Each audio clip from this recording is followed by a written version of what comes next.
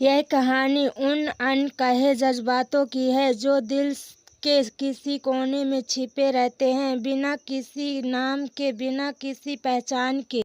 यह कहानी एक एहसास की है जो शुरू तो हुआ मगर अपनी मंजिल तक नहीं पहुंच सका। गर्मी के छुट्टियों में हमेशा की तरह मैं ननिहाल गया था। हर साल यहाँ आना जैसे मेरी जिंदगी का हिस्सा बन चुका था। वो पुराना घर, आंगन में लगे आम के पेड़, मिट्टी की खुशबू, सब कुछ वैसा ही था जैसा बचपन से देखता आ रहा था। मगर इस बार इन सब के बीच कुछ अलग महसूस हो रहा था। शगुन भी वही थी मगर फिर भी कुछ बदला हुआ सा लग रहा था।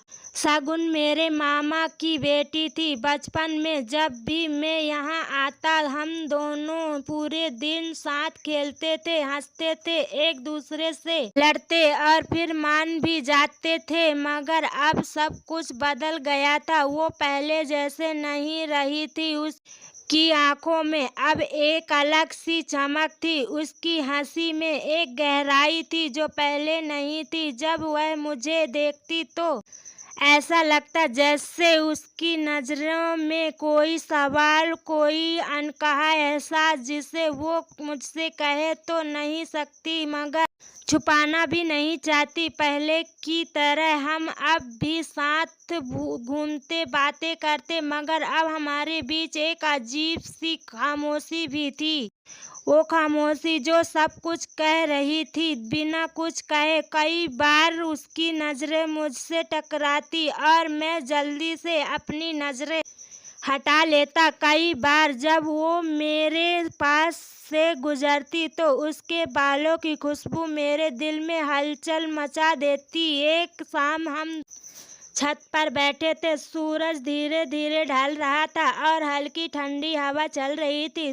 दूर से किसी की हंसी की आवाज आ रही थी मगर हमारे बीच खामोशी थी। फिर अचानक उसने पूछा, अगर मैं तुम्हारी मामा की बेटी ना होती तो क्या तुम मुझसे वैसे ही बात करते? उसका सवाल सुनकर मैं चौंक गया। मैंने उसकी तरफ देखा। उसकी आंखों में एक अजीब सा भाव था, शरारत और संजीदगी का एक अनोखा मिश्रण। शायद नहीं। मैंने हल्की मुझे मुस्कान के साथ कहा, तो फिर कैसे बात कर?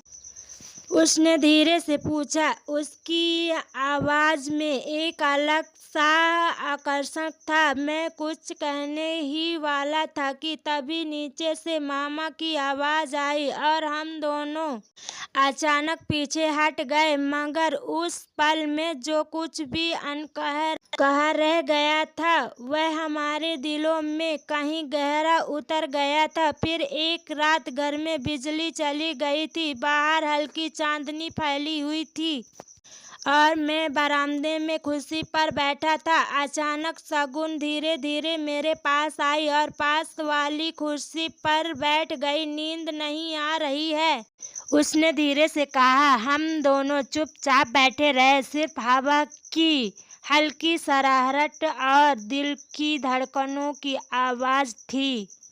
फिर उसने धीरे से अपना सिर मेरे कंधे पर टिका दिया। मेरे अंदर अजीब सी बेचैनी होने लगी। उसके बालों की हल्की खुशबू मेरे दिल की धड़कनों को और तेज कर रही थी। शगुन, मैंने धीरे से उसका नाम लिया। कुछ मत कहो, उसने फुसफुसाकर कहा। बस ये पल जी लो। उसकी आवाज में एक अजीब सी कशिश थी। मैं चाहकर भी खुद को रोक नहीं पा रहा था। धीरे धीरे मैंने उससे अपनी बाहों में भर लिया। उसने कोई विरोध नहीं किया। उसकी सांसें और तेज हो गई। उसने भी मुझे कस कर पकड़ लिया और मुझे किस कर लिया। यह उसकी सहमति का सिग्नल था। फिर मैं भी अपने आप को संभाल नहीं पाया और अपना काम करना स्टार्ट कर दिया। हम लोग मानो एक अलग ही दुनिया में खो गए। कोई आ न जाए इस डर में मैं जल्दी जल्दी अपना काम निपटाकर अपने रूम में चला गया और शगुन भी उठकर और अपने रूम में चली गई। अगले दिन जब हम आमने सामने आए तो हमारे बीच एक अजीब सी झिझक थी। अब हमारी मुलाकातें पहले जैसी नहीं थी। जब भी हम पास आते तो लगता जैसे कोई दीवार हमारे बीच खड़ी हो गई हो, मगर वह दीवार हमारे रिश्ते की नहीं, हमारे जज्बातों की थी। एक दिन दोपहर को जब सब सो रहे थे, शगुन आंगन में खड़ी थी। मैं चुपचाप उसके पास गया। उसने मुझे देखा मगर कुछ नहीं कहा। मैंने धीरे से उसका हाथ पकड़ा। उसने मुझे रोका नहीं, बस धीरे से बोली, यह सही नहीं है। सही और गलत का फैसला दिन नहीं करता, मैंने जवाब दिया। उसकी आंखों में आंसू आ गए। तो क्या करे, कुछ भी नहीं, बस इस एहसास को जीते हैं जब तक यह हमारे पास है। उसने धीरे से अपना सिर झुका लिया और हल्की आवाज में कहा, काश हम किसी और रिश्ते में होते। कुछ दिन बाद मेरी छुट्टियां खत्म हो गई। जब मैं स्टेशन पर था तो शगुन भी मुझे छोड़ने आई थी। जब ट्रेन चलने लगी तो उसने मेरा हाथ पकड़ लिया। फिर मिलोगे ना? उसकी आवाज़ काँप रही थी। उसकी आंखों में देख रहा था। मैं कुछ बोलना चाहता था मगर शब्द गले में अटक गए। आखिरकार मैंने बस इतना ही कहा, पाता नहीं। ट्रेन आगे बढ़ गई मगर मैं खिड़की से उसे तब तक देखता रहा जब तक वो मेरी नज़रों से ओझल नहीं हो गई।